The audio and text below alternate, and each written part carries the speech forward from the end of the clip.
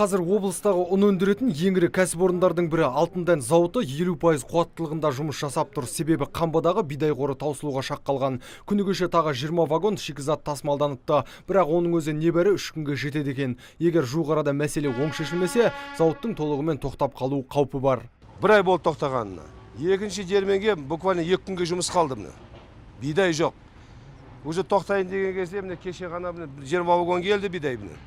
И то оның алдында 2 апта бүйеті вообще вагон болған жоқ.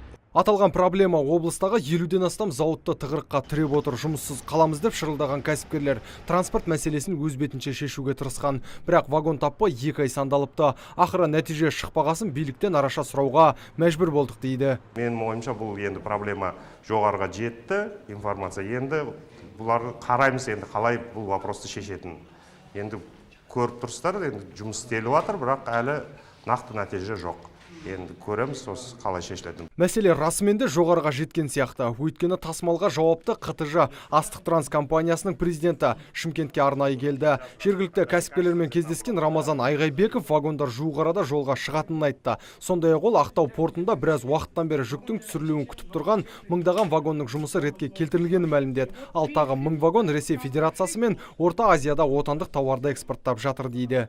Я сюда приехал и хотел бы сегодня с вами... Менің бұл жерге келгендегі мақсатым сіздермен меморандум түзгім келеді. Екі жақты жауапкершілікті бекітіп, бірге жұмыс жасайық. Мен сіздерге уәде беремін. Қараша-желтоқсан айларында сіздердің тапсырыстарыңыз бұрынғысынша қабылданады. Сондай-ақ сіздің өңірде бидай тасымалына қатысты проблема болмайды. Жиынға кәсіпкерлер мен теміржол басшылығынан бөлек облыс әкімінің орынбасары Бауыржан Жамалов та қатысты. Сөйтіп астық тасымалындағы қиындық үш жақты талқыланып, тараптар ортақ келісімге келді. Ал нәтижесі қалай болары алдағы уақыттың еншісінде. Нұрсұлтан Тұрысбеков, Мұрат Адинаев, Абзал Тұрабеков, ТВК телеарнасының жаңалықтар қызметі.